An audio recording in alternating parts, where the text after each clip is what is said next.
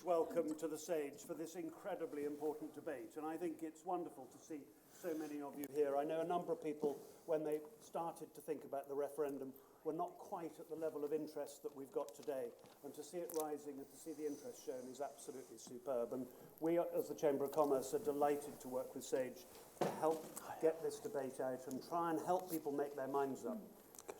There is an old saying, a very old African saying, which says, if you want to go fast, go alone. If you want to go far, go together.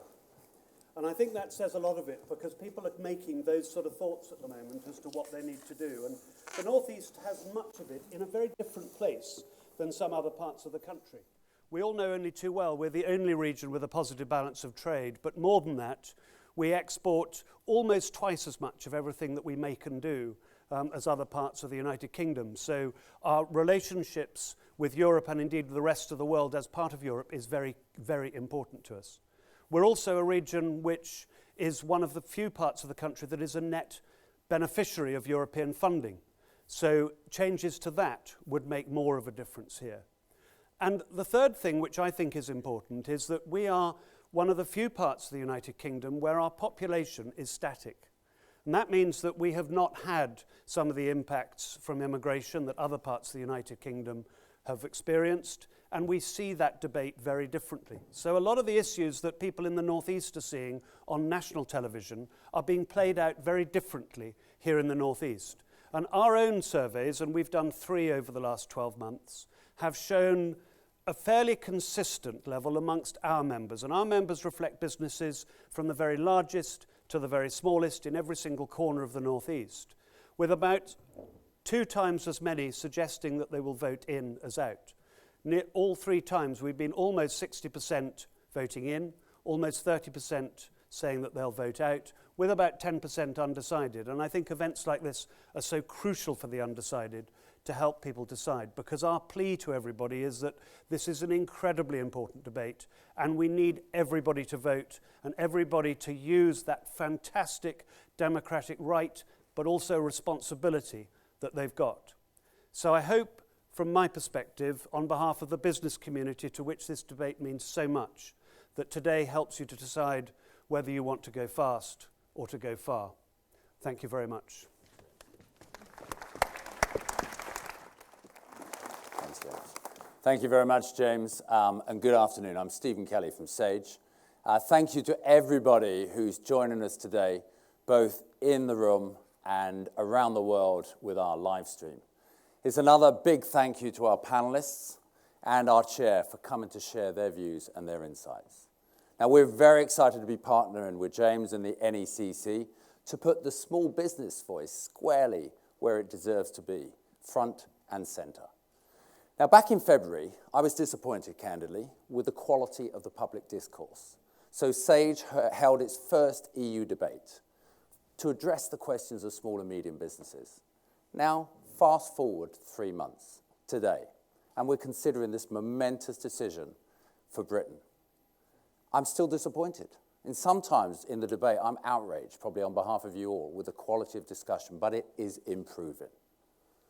At our last debate, the campaign had only just kicked off, and the media was already sensationalizing and saturated with divisive, scaremongering rhetoric from big politicians and celebrities. Likewise, in the press, all we heard about was big business, big business. What was missing and what's still missing is the clarity of the facts and the data. And we know what you need to have to make informed decisions. We know this because we survey, and literally less than 1% of the entrepreneurs that we survey across the UK said that they're influenced by big names, big personalities, and celebrities. And the vast majority want the facts and the data as the strongest influence for their vote. Now, as a FTSE 60 company, and Britain's largest technology company, and a long-time champion of small and medium businesses, we see Sage's role as shining a spotlight on your voice. So our position in the EU debate is absolutely clear. We're positive and passionately neutral, and we want to have the issues that you need to hear debated so it matters to you. Now, whether you think it's exporting, whether it's red tape, or the free movement of labour, and undoubtedly, these are the issues that you want to debate and will affect your vote in 10 days' time. So whatever the outcome, this matters for the UK. We believe and we know you are the lifeblood of the British economy. You make 99% of the private sector. You create 2/3 of all the new jobs across the UK. But we're especially delighted, as James said, to bring this debate to the North East. Part of the Northern Powerhouse and the only net exporting region in the UK. Now, Sage is very proud to be the largest private sector employer in Newcastle. And we're joined here with over 100 local customers, and we already have questions pouring in. We're 10 days away, and we're among small businesses, and we know that the race is tightening from the surveys we've done. The Remain has actually halved since our last survey way back 3 months ago. But, interestingly, 1/4 of all the survey suggests that people are still undecided. 1/4 still undecided. Now, with that in mind, just have a tiny bit of fun and to take a temperature check of this room, you have a little keypad. I'd love you now to press one of the 3 buttons to express your current feeling, whether it's in, out, or undecided, and everything we promise is anonymous. And you'll see the instructions on the screen behind us. So please do vote now. And we might have a little kind of snapshot pop up, or we'll come back to that at the end. So we'll be back to those results later. And to keep the debate interactive and lively, please join us in the conversation on Twitter using the hashtag SageDebateEU. And we have, the data, as James sort of validated, but still 1/5 undecided. With that, I'd like us to hand over to our brilliant chair, the award-winning business journalist and BBC breakfast presenter, Steph McGovern. Steph.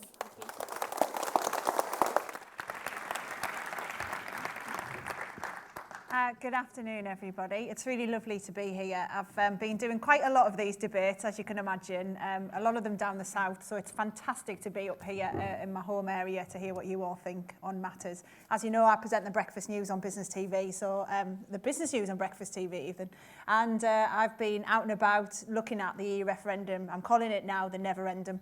Around the country and looking at it from lots of different sectors, what it means for things like farming and fishing, what it means for scientific research, trade, everything. And it is really fascinating just how the different views are across the country in those different sectors and how there are still lots of people, as that showed as well, who are undecided. So it's really important, I think, to get your questions answered as much as we can today. So we have an esteemed panel with us. We've also got the Twitter wall, as you can see behind me. So do get tweeting. The hashtag for it is SageDebateEU.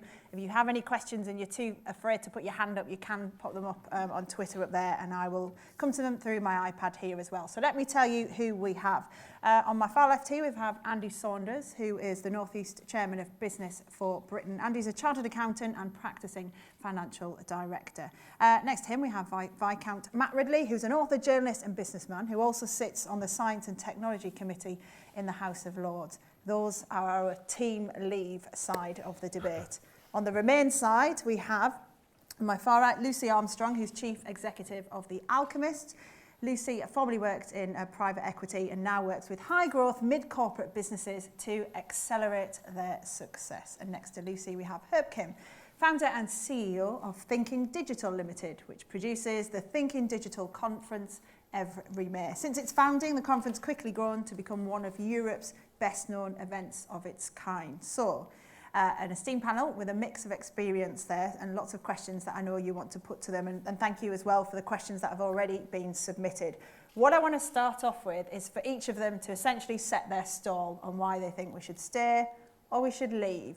So, Lucy, let me start with you on why you think we should stay. I think we're being asked a very complicated question here because my answer for me as a middle-aged woman might be different from my answer if I were a parent, or my answer as an employer, or my answer as a UK citizen or a citizen of the North East. So today I'm going to answer very firmly, and I think it's my responsibility to answer as an employer. And for us in the North East, I'm chairman of 2 or 3 businesses which cumulatively employ about 500 people. And those people and their livelihoods are largely driven by the export nature of the businesses that they work in. And I think with the proportion of exports that go from this region into the EU, and our ability to access a 500 million strong market with no trade barriers, participating in setting the rules, helping to shape how trade is done, that for me is an overwhelming and compelling argument for remaining in the EU. Allied to that, I believe passionately that you influence people by talking to them and being in the tent with them, not standing outside shouting with a megaphone. And we've been in this for 40 years, over 40 years. So for most of us, that's most of our lives. But if we look back in European history, Europeans have spent most of their time in previous centuries fighting one another. For 70 years, we've managed not to. We've managed to talk. And we should carry on talking and keep talking. And of course, there'll be things that we don't agree with. Of course, there'll be things that don't suit us. But on balance, I think the economic and social well-being of the people of the North East, of my employees, and of my fellow citizens is best served by remaining in the EU. Okay, thank you, Lucy. And let's hear for why we should leave from Andy. This referendum is now in its final stages, and the main area of dispute is now quite clear. It's who controls Britain. Some of the Remain supporters seem quite happy to argue it's right and proper for the EU to have control over our affairs and be able to override our Parliament and courts. We want to cooperate and collaborate with Europe, but we do not want to be run by the European Union.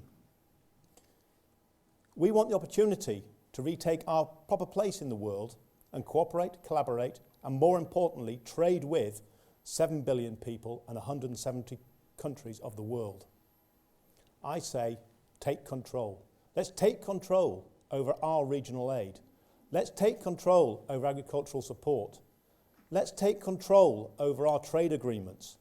Let's take control over our money. Let's take control over our borders. Let's take control over our destiny.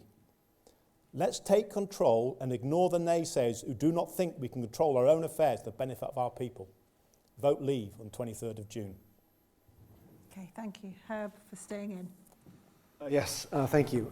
First, I should say that I'm actually deeply sympathetic to some of the arguments from the Leave campaign. Don't worry, I'm not abandoning you here, Lucy. Concerns about sovereignty and with regard to ultimately, I guess, controlling Britain's future more directly. However, from my perspective, the reason I strongly support the Remain campaign is, to some extent, a lot of what I think this is about for me is the story that Leave tells to the rest of the world from what Britain is about, right? So Britain in the last, certainly since, say, 2000 and during the George Bush years, has become almost a sort of safe haven for people around the world who are seeking, a lot of Americans, myself included, obviously, have come to Britain and appreciated the sort of multicultural, the sort of all the progress and the sort of social openness and tolerance that we have found here. And for me, I think the idea of sending a signal out to the rest of the world that Britain is sort of turning its back on that, and that it's, and then the reality is, of course, I'm sensitive to the fact that there are many responsible people on the Leave side who are perhaps being unfairly portrayed as being bigoted, or the various other derogatory things that you've seen. I think that's deeply unfair. I think that there are very sound arguments as to why you'd want to go. But for me, the way I see it is that Britain is in a deep and very meaningful relationship, and it has been for a long time now. And like a deep and meaningful marriage, you wouldn't just leave it irresponsibly and very quickly and without a proper period of consultation and debate and discussion to see if that relationship can be repaired and made whole again, if you will. Because I do think there are instances where being in the EU has perhaps led to outcomes that haven't been optimal. There are certain instances which seem that laws are unfair, that we aren't getting enough voice and things like that. But my feeling is that you remain and you try your darndest to fix that. And if at the end of it you cannot figure out a way through it, then yes, you've made a clear case, it's time to go, it's time to break up, this is not working any further. My fear is that if Britain does leave, is that the EU it will certainly destabilize Europe, which is already destabilized enough. And if it if we start to see some other serious crises come off the back of it, I fear that in the eyes of the world, Britain will bear the blame for that happening. So I think, whereas if we take our time, we really hash it out, maybe agree to have another referendum in 4 years or something like that, to see what kind of progress has been made, that to me would be the ideal solution, which is to remain. But I always hope for a vote that's nail-bitingly close, not just to help your ratings, but also, also because it will send a clear message to Europe that things have to change. It will give the negotiators, hopefully, the club that would force change in the current situation. That's my position. Okay, thanks very much, Herb. Matt, on leave. Within a few hundred yards of where we're sitting, the locomotive was invented, the light bulb was invented, the turbine was invented, the windscreen wiper was invented.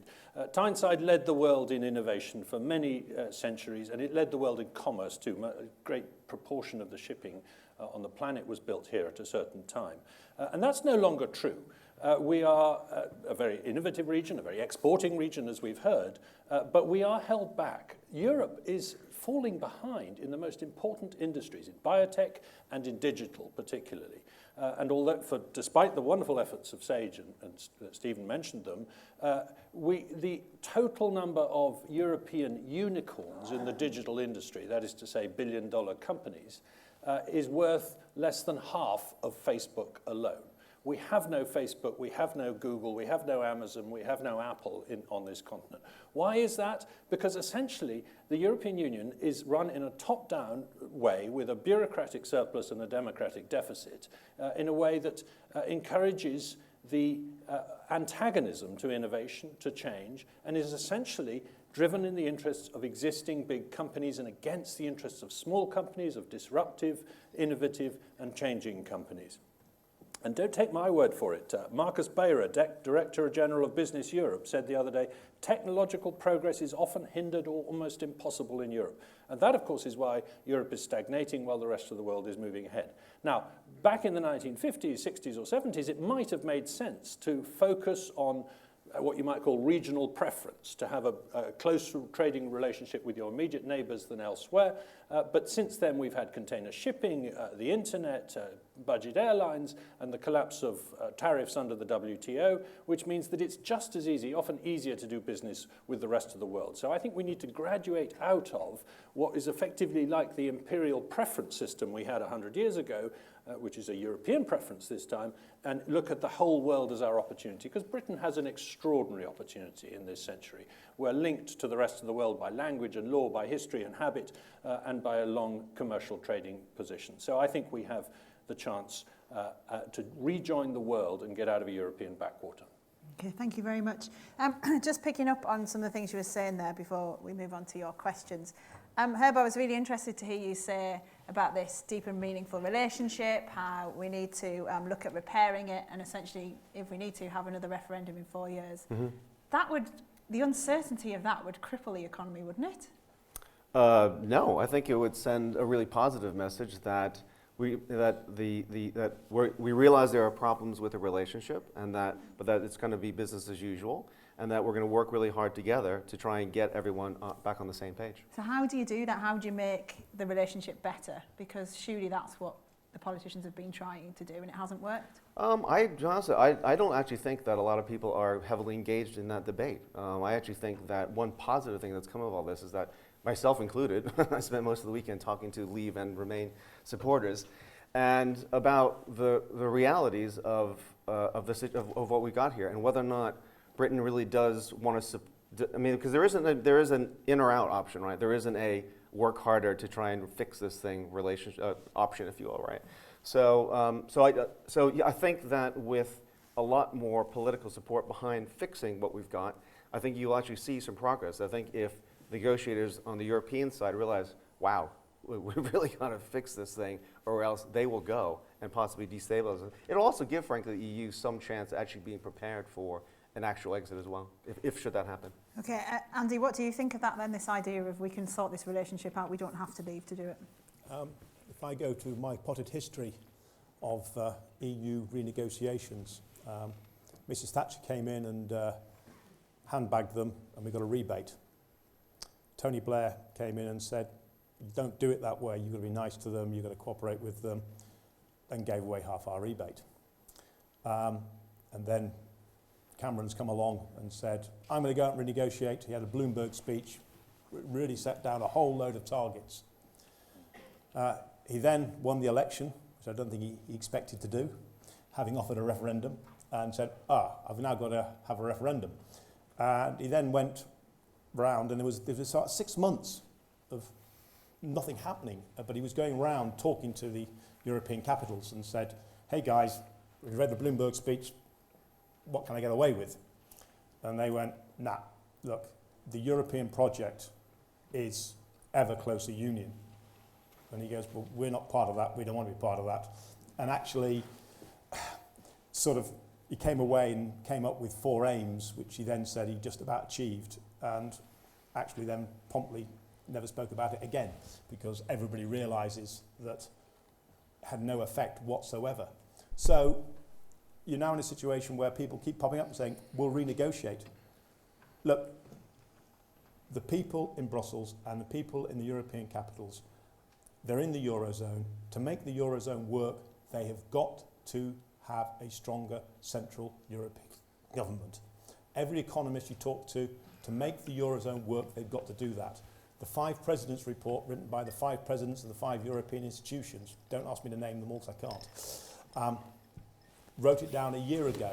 It's on the web, download, it's 20-odd pages, and quite clearly says, we need to go to the next stage of European integration, which is a banking union and some sort of transfer union, i.e. people in Germany pay taxes and give them to Greeks who haven't got a job. That's the way they're going. Do we really want to be part of that? What we want to say to them is, look guys, please make the Eurozone a success. Please sort out youth unemployment in Greece at 50%. Please sort out youth unemployment in Spain at 25%. But we want you to make a success of it. Make a success of it. We want to work with you. We'll collaborate with you. We'll work with you. We might even end up giving you money so you can achieve some of the things you're trying to do, where it makes sense for us to do so.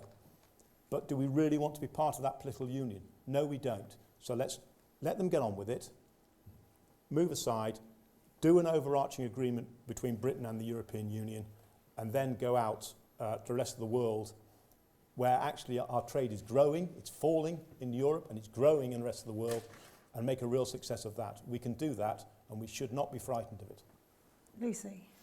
I think our trade is growing with the rest of the world precisely because we're part of a whole raft of agreements that the EU has signed with large chunks of the rest of the world. You can't half be a club member and half not. Doesn't work. And not everything that goes on in my swimming club is things that I agree with. But on balance, being in the swimming club and being able to go swimming, i.e. being able to trade, being able to go on holidays, taking advantage of budget airlines, all of those kinds of things that the EU club gives me as a citizen and me as an employer, for me, massively outweigh these other issues. And I must take issue with the idea that somehow it's Brussels bureaucrats. We all have a vote in the EU elections. We all have a vote in our domestic elections. It's our elected representatives that sit in the Council of Ministers and negotiate with the other 27 countries, along with the representatives of the other citizens of the EU.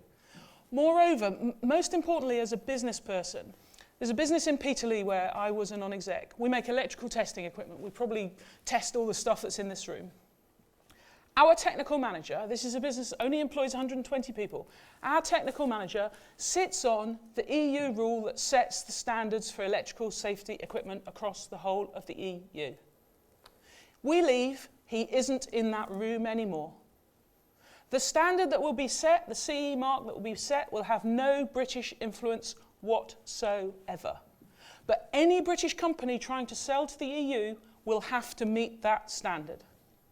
I'm really glad Jim is in that room, and I want Jim to stay in that room, because I reckon we're probably better than some of our European neighbours at setting electrical safety testing equipment.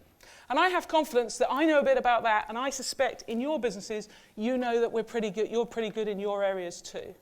So my bet is that actually we add value to the EU, and we add value to our ability to trade, and we add value to Europe as a whole as it participates globally. So I think it's absolutely vital that we stay for those reasons of influence. Yeah, being in a club is never ideal. But as I said at the beginning, stay in the tent, participate, add. Don't stand on the sidelines and shout. You sure as hell don't have influence then. Coming up on the point about trade, Matt, Lucy made this point there about, we're better in the club and that's better for trade. We've heard when I interviewed the Director General of the World Trade Organization saying, it could take us years to negotiate these trade deals. Do you think that's important? Because likewise, you've got the likes of Patrick Minford, the economist for Brexit, saying we don't need trade deals. What are your thoughts on that? What's the reality of trade deals? Do we need them or not? The reality is if you don't want trade agreements with the world, then join the EU. They've got fewer trade agreements with the rest of the world than Chile. Most countries have better and more trade agreements with the rest of the world than the European Union does. It takes agonizingly long to do a trade deal between Europe and the rest of the world because there's always one country in Europe that objects to one thing. They've taken years to try and get to TTIP, which is not a very good deal because it's basically all about protecting big business interests, as far as I can see. If we stepped out, we could do trade deals all around the world. And Lucy says that it's our elected representatives who take these decisions. It's not. I sit in Parliament and I see these laws coming through Parliament which are proposed by the unelected, indeed often rejected at the ballot box, people like Neil Kinnock and Peter Mandelson in their day, rules that actually come from them. They actually initiate legislation. And Lucy says that it's good to be in the decision when the standards are being set. But listen to what James Dyson says. He invented a bagless vacuum cleaner, as we all know. The great thing about a bagless vacuum cleaner is it continues to work even when it's got quite a lot of dust going through it, which a bagged vacuum cleaner doesn't. Its efficiency drops off. So he lobbied hard in Brussels to try and get the standards changed so that vacuum cleaners were tested with, get this, dust in them. And he lost because the big German manufacturers said, no, that would be unfair. And they all make bagged vacuum cleaners. And that's why he's arguing for Brexit now. He's firmly of the view that it's the big incumbents who are setting the rules. A lot of standards are now set in fintech, in automotive, in biotech, in all these areas, and now set at a global level, not at a European level. And actually, we're not represented on those bodies. In the World Trade Organization, we're represented by a very nice political scientist called Cecilia Malmström from Gothenburg, who's never run a business in her life. Fine, but she may not have our best interests at heart. We need to get our seat back on these bodies.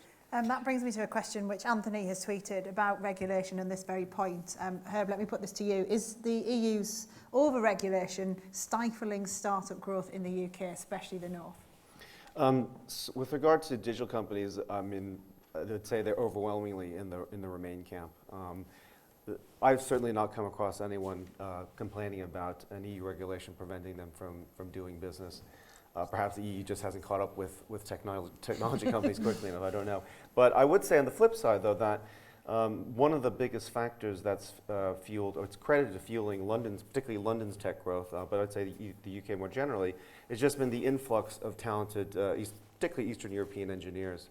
So from a certainly digital innovation perspective, we put a lot of credit to the open borders, the ability for people to be able to relocate easily from one part of Europe into the UK. Andy, what are your thoughts on that, the regulation stifling growth in the North for startups? I think regulation is always a hassle for business, but at times it's good and at times it's bad. The issue is probably more around when you get it wrong. In Europe, it really is difficult to get a regulation changed. In Britain, we're actually quite good at changing things when we get them wrong.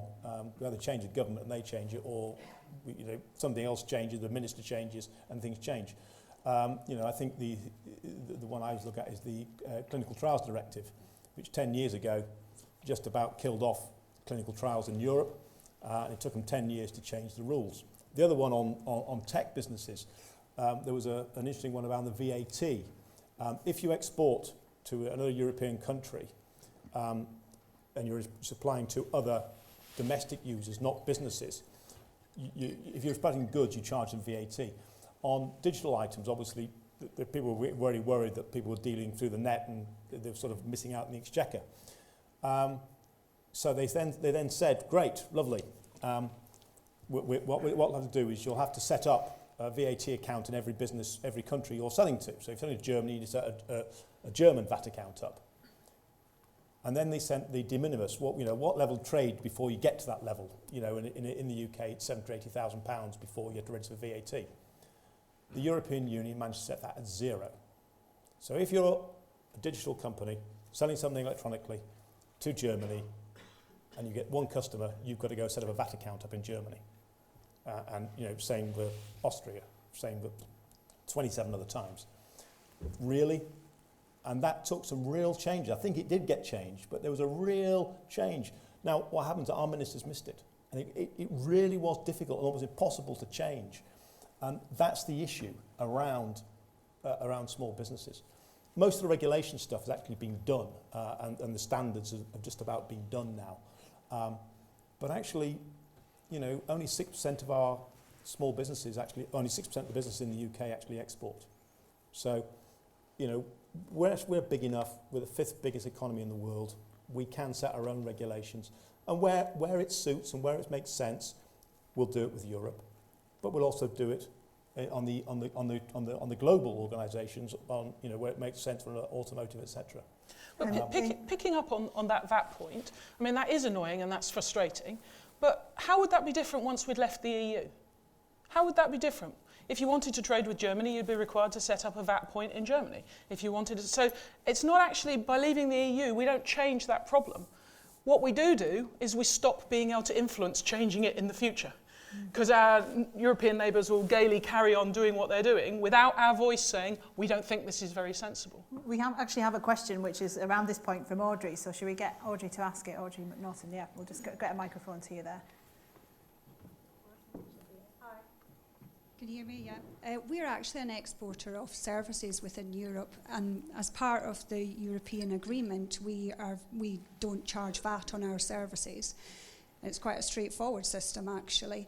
So my question was quite specific. If we did actually exit, would we need to start charging that 20% VAT within Europe? And that would really actually make us uncompetitive to local providers. If I can answer that as an accountant, there are other accountants probably better than me available. But if you export to America, you don't charge VAT to anybody. If you export to Europe, you charge VAT if you haven't got their VAT number, right? And it's to do with the single market. So actually, if we left the European Union and didn't have some sort of bilateral agreement, which I suspect we would get to, no, you wouldn't charge VAT because it's an export. However, when it's imported, and if you get involved in VAT, we import stuff from Europe, you put it in the top line of your VAT return and take it off of the bottom line. And it's all to do with partially exempt, and exempt businesses can't reclaim VAT. So the answer is simply, it will make no difference to the way you do business with Europe. Just like if you exported to America, you wouldn't charge them VAT. So I don't think that's a concern. What might be a concern would be duties, which is not the question. I just wanted to come in briefly on the point about services, because of course Britain's strength is in the service sector. That's our strongest sector, just as manufacturing is Germany's strongest sector. And there is a good functioning single market in manufacturing. There is not a good functioning single market in services. And that's one of the reasons why the single market doesn't work nearly as well for Britain as it does for Germany, why we have a very large trade deficit with the rest of the EU. By the way, it's worth remembering that the single market works for you whether you're in it or out of it, because the whole point of it is that it means there's one harmonized rule you have to obey in the whole continent. So that's why America and Canada have increased their sales into the single market much faster than we have over recent years, because it's benefited any country that's selling into Europe. Okay, let's take another question now from the audience. Richard from John Lilly. Brilliant. Yeah, can you hear me? Yeah. Good. John Lilly and Gilly, we manufacture marine navigation equipment. We're in North Shields, and I've got my question, because I'll forget it otherwise. Do you want to hold the mic up a little bit closer? Yeah, is that better? We're an SME based in the North East, obviously. We've benefited from grant funding for, amongst other things, assistance with export initiatives. Please can we be assured how, if the vote goes in favour of Brexit, this level of financial assistance to SMEs can be maintained and continued? Yeah, so what happens with funding then? Guys, I know you're not on the Brexit side, but what are your feelings on what would happen? Well, I think, like one of the biggest problems with this referendum is we're talking about the future. So it's all about forecasts, and it's all about looking into the future. So there aren't any facts about the future. And the answer is we don't know. We simply don't know. We don't know what a national government would do. We don't know what a local government would choose as its priorities. I think one of the things that you can be clear about while you're in the EU is at least they publish and say what's important for them. At least we collectively, the 28 of us that are in the EU, have set out things like marginal geographic areas. We're one in the northeast. We've set out higher education. We've got 5 strong universities in the northeast. We've set out deprived areas by unemployment, by health outcomes and by education outcomes. We're one of those. We fit the criteria. What will the criteria be from Whitehall and Westminster? Who knows? But we can be pretty sure that a blue voting England, as opposed to a red voting northeast England, and possibly a departed Scotland, will mean it's completely different from what it is now. Quite what that will look like, I don't know, and I don't think anyone in this room knows. But we are clear what the EU priorities are, because we've been part of setting them, and as a northeast citizen, I think that kind of initiative has benefited our businesses, and the businesses I've chaired or been a non-exec of, we've used those kinds of initiatives. And it's been hugely beneficial. And anyone from our universities will tell you that life will be very, very hard if we leave the EU.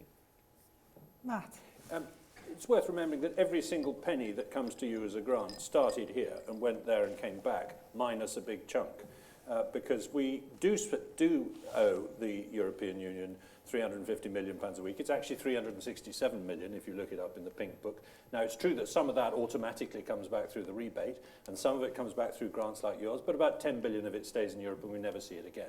So if we were to leave, we would immediately have very large sums to play with to replace the grants that you get and the grants to cover scientific research and put more money into the health service. We would have a large quantity of money available to do that. I think it's extremely unlikely that any government in London would suddenly cut off and not replace the sorts of grants that are available regionally. I think they'd have every interest in doing so. Let's get this in proportion. The EU subscriptions is 0.6% of our national spending. 0.6%. It's less that this 10 billion is less than 10% of the NHS budget. Note how many things Matt was going to spend that less than 10% on. And are we confident that in Westminster, our elected officials, our elected politicians across the whole of the United Kingdom are going to have the same kind of priorities as I just outlined that the EU are really clear about, which I passionately believe favour the North East? I don't think we can be sure about that at all. I want to take another question on funding, because I know there is one from Sam from the Great British Meat Company. Sam, we'll just get a microphone to you. It's around a similar thing. In a region so heavily reliant on ERDF grant funding, would North East businesses simply have to get better if we opt out? So yeah. Andy, what are your thoughts on that? If we're not getting the money, is it we've just got to be better as businesses? Right, I'll say this now. Grant funded or not, you need to get better. Businesses need to improve all the time. And that's what you need to do to remain competitive in the world. The money we get from Europe comes with strings. And it depends on how deprived we are compared with other deprived areas in Europe. Britain is growing at a faster rate than any other European country, right? So almost by default, we're getting less poor. Europe certainly plans to bring in the rest of the Balkan countries into the European Union. They are far more deprived than we are. So you might not trust a Tory government in London, but if you have these other poor nations coming in, they're going to be putting their hand up and saying, hang on, we want some money out of there. And it's highly likely that as we get wealthier, although the North East will still probably be a poorer area within the UK, that grant funding from Europe will be restricted and be removed. If we take control of our money, there's about 10, 12 billion pounds available. There is no, and that's after we replaced every penny everybody's getting at the minute. There's another £10 billion. Now, we believe that can be used to enhance, and I think we have a good argument in the North East. You know, it may not be on direct grants, but it might be on infrastructure. You know, improve the railways, improve the roads, improve the airport, improve broadband, which is a big thing where I live, where there's no broadband at all, let alone 2 megabytes or 10. You know, and there's none. So, you know, it is a bit nuanced. You're looking into the future, but if we control it, our money, we control it, we can make sure those grants are targeted to where we believe they should be. Herb, what are your thoughts on funding and the importance to startups and small businesses in this area? So, I mean, obviously funding for startups is clearly an important thing. This is probably an area where I might actually, in terms of the reform that I talked about, whether or not having grant programs at all is a good thing, whether or not there are different ways to achieve the things. And Matt makes a very fair point, which is that we're sending billions of pounds over, only to have it sent back from Brussels to different parts of the region. And in a sense, we're allowing, I suppose, others to do our economic development. So this might actually be an area that I'd say, well, let's look at this more closely and see how it could be done better, either by that money being, having the EU bill being reduced and actually having that done internally, or just simply looking at it more closely as to how it's conducted and if we can do it better than today. If I was to take one of the most important industry sectors in the North East, which is universities, they have a lot of ERDF money. They are not operating in a domestic market. The 5 universities in this region are operating in a global market. ERDF money enables them to collaborate with their European counterparts to punch above their weight in a global market. If we left Europe and they didn't get access to ERDF money, with all the strings, but the strings are around focus areas, and maybe biotech, maybe digital needs to be added as new areas. But if they weren't able to do that, I would question whether our 5 universities could pack as big a punch as they do currently in what is a global market. Can I just comment on that? Yeah. Lucy's quite right that the market in higher education is a global one. Our competition is globally. We are the only EU nation with universities in the top 20 globally. And those universities get money from Europe, but it's a relatively small proportion of their budget. And they, meanwhile, they're all squealing, and rightly squealing, about the fact that they have real trouble getting talented people into the country. If you want to recruit a talented physicist from China or America or Australia, it's a real struggle getting them a visa. And a lot of the European funding basically says you can pay a higher salary to a European, or you can get them in easier, etc. So we're not necessarily taking the best at the moment into universities. And the same is true of students.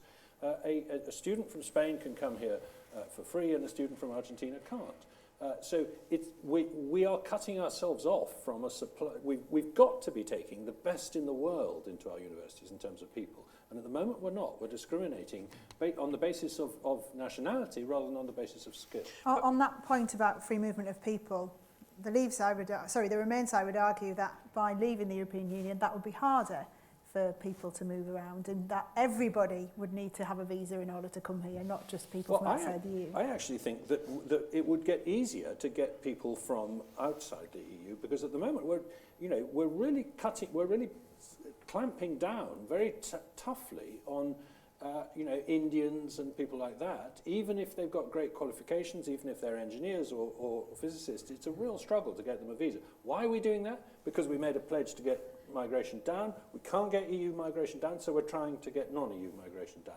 Now, I think we could increase the non-EU bit while decreasing the EU bit. Again, I quote James Dyson. He says, a barista from Bratislava can come here easily, but a physicist from Taiwan can't. Herb? That's a very fair point. It's a weird thing that we live in times, both in the UK and the US, where there's obviously a real anti-immigration wave, and it's actually blocking the potential of both countries in terms of being able to attract the best and the brightest. One of the reasons I mentioned before about being on the Remain side is because actually for many companies in the UK, their ability to attract in people from the rest of Europe to be able to come into, whether it be software coding or whatever it might be, is actually a really important part of the growth here. We are not able to produce yet organically enough of the talent that we need to really fuel some of these world-beating companies that we're creating. And one of the problems I think we have around the immigration and migration discussion at the moment is, whilst it doesn't feel like this in the Northeast, the United Kingdom effectively has a full employment economy at the moment. But people are coming, but they're in work. They're actually growing our economy. Economies basically grow when more and more people transact with one another. One of the reasons the Northeast economy has been a bit static is because, as James said at the beginning, there aren't enough of us rubbing along with one another, and we haven't got enough people coming and joining us. So actually, for our part of the country, we probably want more people coming, and certainly the businesses I work in, we've been desperate for talent, and we have found talent, and we've found talent within the EU. And we've found talented people who we can then employ at minimal cost. I don't mean we don't pay them. I mean the red tape is minimal. There's no visas, et cetera, because they're EU citizens. There are no problems about their desire to come. There are no problems about the rules and the regulations. Whereas actually it's quite cumbersome to invite somebody else from a non-EU country to come and work for you. And there are really talented people in the EU. Do we really believe that amongst 500 million people, we haven't got talented people capable of helping us grow our businesses? So I think for us here in the Northeast, actually we want more people to come and help grow our businesses, and we've got a static population and an ageing one, so we need more people to work, to pay more taxes, to look after people. And in the UK, with a full employment economy, part of me feels like saying to people, what is your concern about migration? Because it sure as hell isn't an economic concern. No, but it's a public services concern. People are unable to get to see their doctors, unable to get their kids into schools, etc., in certain parts of the country. And I think it's not wrong to be sympathetic to those concerns. But I do agree with you. We mustn't close our borders, and I don't think we would. I think, as I said, one of our problems is we're becoming more non-EU citizens because we can't control the immigration from the EU. Andy?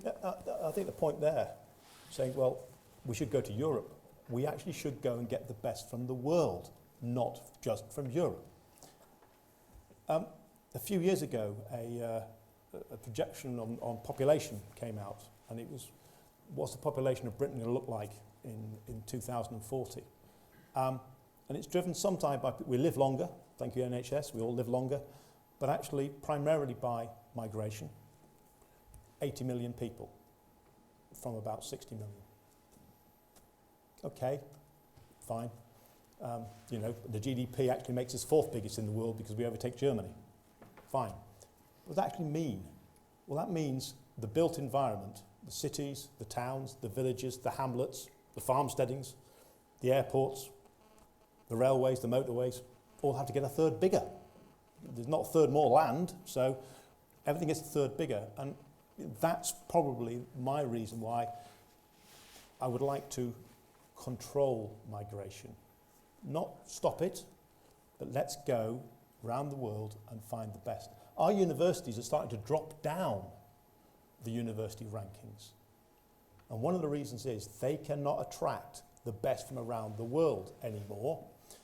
Our immigration rules put off overseas students who are not from Europe. And you've really got to say, have we got this right? When I hear in Northampton, there's a new factory being built to make sandwiches. We go, fine, okay. It's on an industrial estate.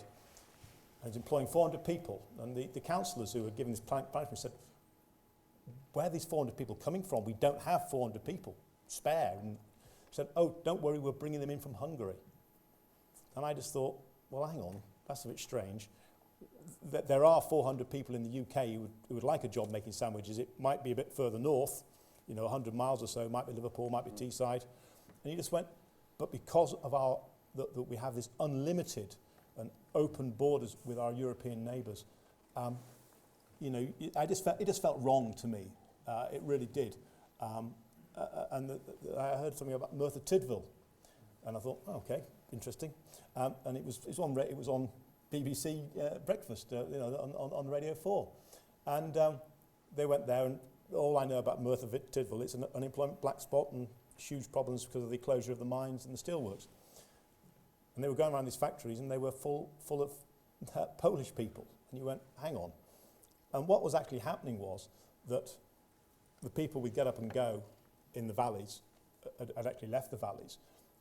And the factories had brought in Polish people. Now, there were people who wanted jobs in Merthyr Tydfil, but they might be single parents. Right, I think we should get some more sorry. questions now at this point. Okay, sorry, I know you've probably got loads of anecdotes to tell us, but let's get a few more questions now, because I know David had one about the Scottish Government and what that might mean. David van der Velde from Consultant Design International. Hi, hello there. Where are you? I can't see you. I'm over here. Oh, Hi. great, hello. So we're a digital agency based in the northeast. Now, we've been told that in the event of the UK voting to leave the EU, the Scottish Government's leadership have said that they'll be asking for another referendum for independence. And they say that's because Scottish interests lie in staying in the EU. Now, my question is, isn't it the case that for the northeast region, our interests are more aligned with those of Scotland than with the rest of England? And as a northeasterner, shouldn't I be voting Remain in the best interests of this region? Matt? This is a myth. Nicola Sturgeon has not actually said that she would definitely ask for a referendum. And the reason she said that is because the polls are not very encouraging for her at the moment. People have gone out and polled Scotland and said, if Britain votes to leave the European Union, would you want a second referendum? And a majority says no. So it's just a simple myth that. There is no evidence that there is going to be a strong demand for it. Now, it's possible, you're right, that if England votes to leave and Scotland votes to stay and we narrowly decide to leave, that at that point a head of steam could build up towards a second independence referendum. But she'd still have to get it through the Scottish Parliament, where she's now faced by the formidable Ruth Davidson, who, God preserve, the chances of actually getting to the point where she was 60% yes in the polls, which is what Nicola Sturgeon has clearly said, she won't go to the country unless the polls are that far ahead, because she knows it's her last chance. Chances of that are minimal with North Sea oil on the floor, etc., etc. So I think it's simply a myth that this would break up the United Kingdom. The question was, Yes. Should we be voting in the interests of this region? As a northeasterner, should I be voting in the interests of this region? The answer is yes, you should be voting in the interests of this region. And the interests of this region are global, not European. We're quite a long way from Europe. That's one of our disadvantages here. Everything, most things come here through Harwich and Southampton or whatever. Not all, some things come straight across the North Sea. But on the whole, we're at the wrong end of England for Europe. We're at the right end of England for the world. Lucy? I think what this whole referendum is doing is opening up a whole bunch of other questions, of which you've illustrated one, many of which would profoundly change our lives and profoundly change the structure and makeup of our country and how it conducts itself in the world as well as locally. So when people try and narrow it down to an economic argument, I struggle. When people tell me it's a social argument, or when they tell me it's a moral argument, or it's to do with being at peace, all of those make it even more complicated for me. And I'm a simple soul, and I said at the beginning, I think we're being asked a very complicated set of questions, and we've all got multiple identities. And I have come to the conclusion for myself that the identity I'm going to vote with is my identity as an employer, and my responsibility towards the hundreds of families who rely on employment in the businesses where I'm a director. That's the conclusion I have reached.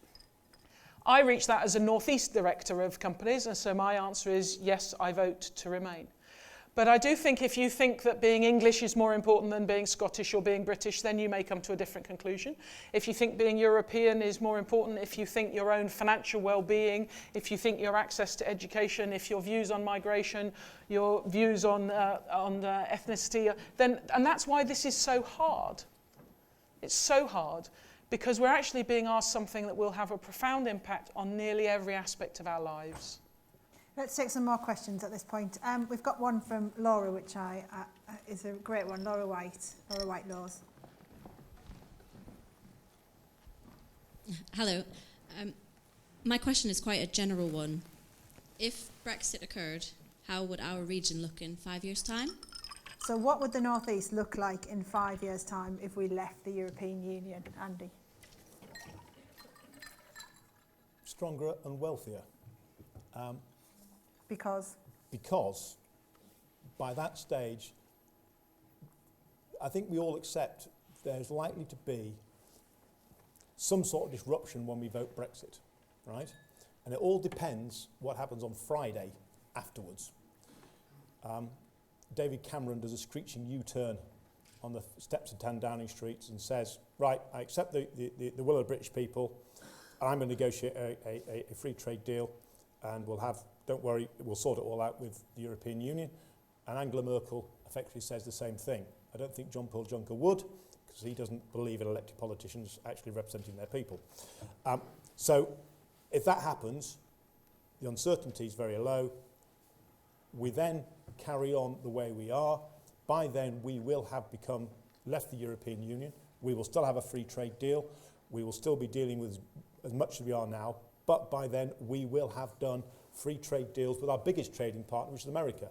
We will have done one with Canada, which has taken 7 years and is still counting because people won't, our European neighbours won't sign it off. We will probably have done one with India. We'll certainly have done one with Australia and one with New Zealand, right? And Malaysia, okay? Probably Singapore, and we'll probably be talking to China. That way, and also with the South American, the European Union said, if we can get all these trade deals, there's 300,000 more jobs for the UK. That's what they said, the effect on the UK of European Union doing those trade deals. European Union just cannot do trade deals. It's a proven fact. So if we can do them, we can have those 300,000 jobs, and guess what? Us in the North East will get our share, so we'll be stronger and more prosperous. What do you think we would look like, the economy in the North East in 5 years, if we left? So for me, I think the biggest thing is obviously just the uncertainty, right? And I think, for me, I'm coming at this from the message that this puts out to Britain and the rest of the world, with regard to Britain. We've done incredibly well with regard to the digital industries over the last 5, 6 so years, on top of a great period of growth beforehand. My fear is that, and we're starting to see some real interest now about what's happening in the north, in Manchester in particular, but also Leeds and Newcastle, Sheffield, Liverpool, and so on.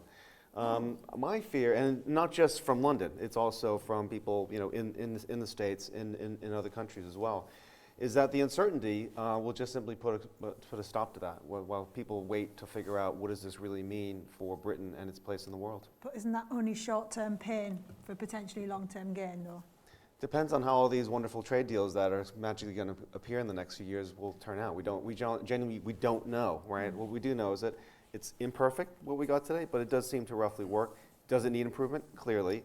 I personally think you've really got to try to make that work better than what it does today. And in the context of how profound this decision is, 5 years is a blip. I think we're talking 2 or 3 generations before the implications of this decision, if we choose to leave, really play out. But I'm pretty certain the economic implications in the very short term, I mean, just this morning the pound has dropped further. So the uncertainty is coming through now, but that uncertainty, the idea that the uncertainty will be over in 5 years, how is that possible? We haven't negotiated a trade deal on our own for over 40 years. We don't have any people skilled to do it. America, Canada, etc. have got lots of other busy things to do. They're not going to be rushing to do a deal with Britain, 60 million people, against a global population of 7 billion. They've probably got some other things, as President Obama said, we're back of the queue. I think it's more we're lower down their ranking of importance.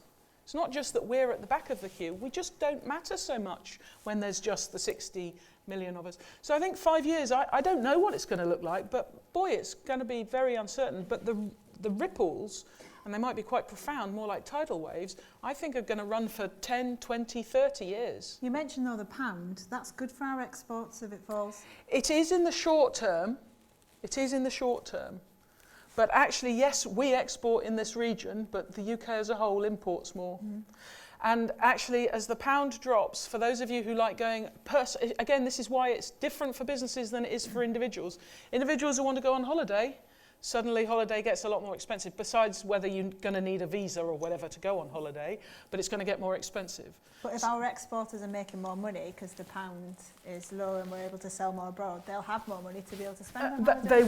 They will if that's what happens. Yeah. And that's where, again, it's really important that we don't currently have a fully functioning single market in services, as Matt rightly said, but that is almost there now, and when that starts to come in, then I think you would see real benefits of the single market for services as well as manufactured goods, and then it wouldn't matter quite so much where the pound was, actually, because the single market would be functioning better across a wider range of sectors.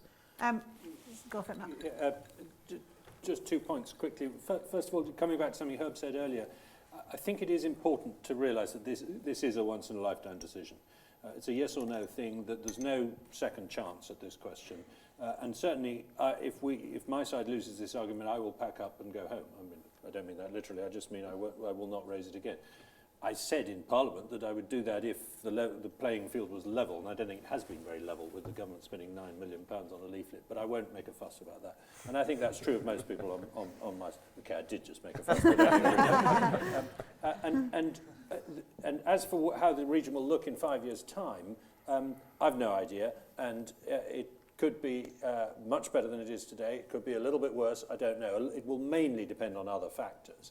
But the one thing I do know is that the Treasury forecast of what will happen in the short term is the most bogus piece of forecasting I have ever seen. It confused his GDP per capita with household income. It divides GDP by the number of households today rather than the number in 2030.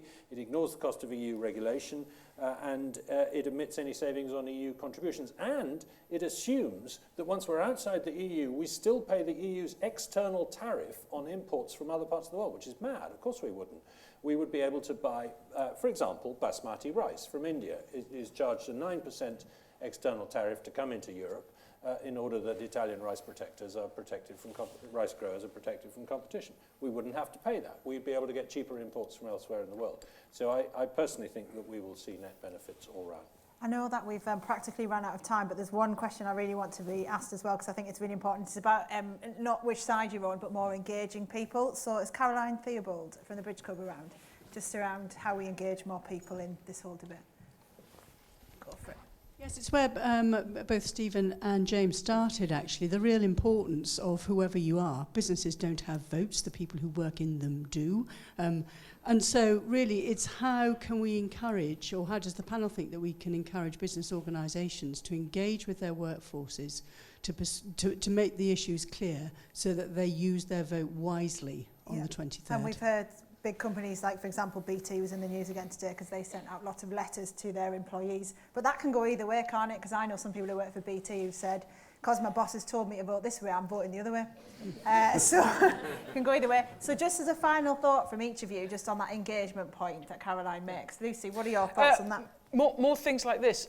In fact, I've gaily volunteered to go and sit with somebody who's from the opposite perspective, have a discussion like this. You can have it in your canteen over a bacon butty. You can have it on a webcast. It's really easy. The difficulty, I think, and I don't know whether you've done this, I've switched off using mainstream media because it's just a slagging match. But I've been pointing friends who are undecided. I have been pointing people.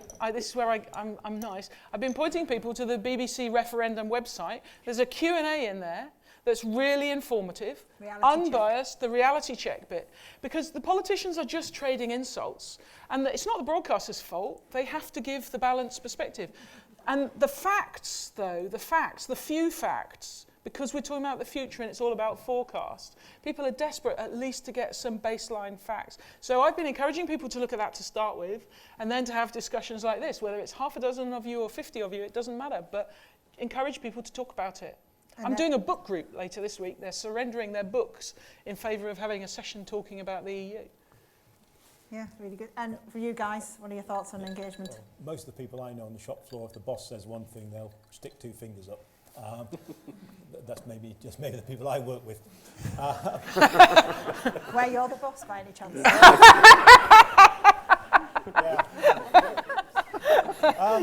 C'est la vie. And I would join in with Lucy. You know, if I've got time and one of you wanted me to come and talk to your workforce and give my point of view, and you found someone else on the Remain side to come and give their point of view, I think it's quite important, and I think it's been very good for the country, because there is a debate. You do go into your canteen and people will talk to you and say, what do you think, Andy, and why do you think that? And they'll challenge you. And some, strange people you never thought, don't say boo to a goose, suddenly come up and say, Andy, I'm with you, or I'm not with you. Yeah, I think having the debate is good. I think it's important for business. You should give both sides, and you should try and encourage that debate and try and get people to really think about it, because people do come out with some very strange sayings, and then you need to challenge them and say, that's not quite right, is it? And have you really thought about what you're saying? And they go away and actually will come back to you and say, yeah, you're right, I was a bit wrong there, but what about this? And have a better debate. But it's important we engage, and it's important people vote. And I've said people say they don't normally vote, and I've said, well, please go and vote, even if you vote the other way. I think it's important you vote in this referendum. Okay, well, thank you very much. Thank you to you all for your questions and for listening, and for all of the tweets as well. It's been going wild behind my head, I believe, with all the different tweets. And thank you to the panellists. Put your hands together for our 4 panellists.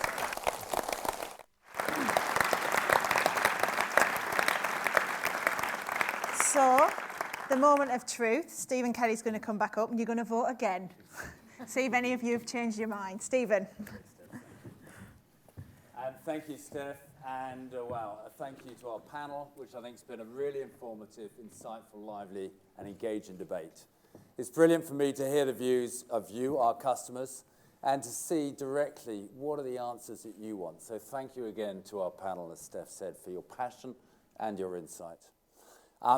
It's not always an easy task, as you know, chairing a debate on such a seismic subject, really important. But Steph, I think you've navigated very carefully and skillfully and kept all our audience interests at the heart of the discussion. So applause for Steph. Thank you.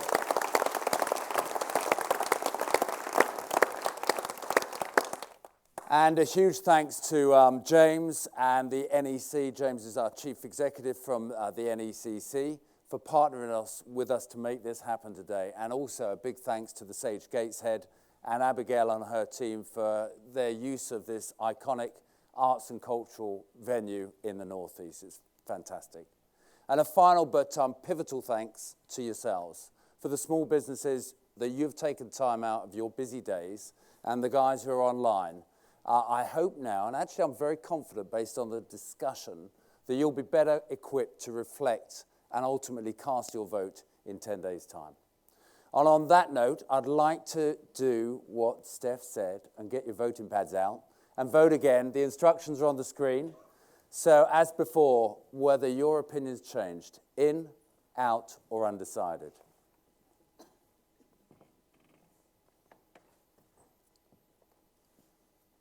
And the good news is for the panelists, there's no performance bonus. Okay, this is just spontaneous and a tiny bit of fun. We'll bring it up, we'll keep going. Obviously, the debate doesn't end here. We'll bring up the vote in a second. Continue to share your thoughts, your questions on Twitter with the hashtag SageDebateEU. So, but yeah, no, still, I think there's still all to play for. Can we have another hour? 1:16. I think they'll probably go for it. It's fantastic. But there's still a lot to play for, still undecided. And I think, honestly, the people I talk to, business people, really, there's a little bit of flip-flopping, and there's arguments are compelling on both sides, and at least now the real discussion's happening with facts and data. So there's 10 precious days until the nation goes to the polls, and in that time, I do want to call upon the politicians that we voted in from both sides to ensure that they're doing absolutely everything within their power to put and make sure they prioritize the needs of small and medium businesses, because you guys drive the economy. Not with scare stories, but with facts and data, a balanced argument. Because this is the most important vote of our lives. And small and medium businesses and Britain and the citizens of the UK, I think, do deserve the best and better than what's gone in the past. Thank you very much. Thanks for joining us today. Thank you.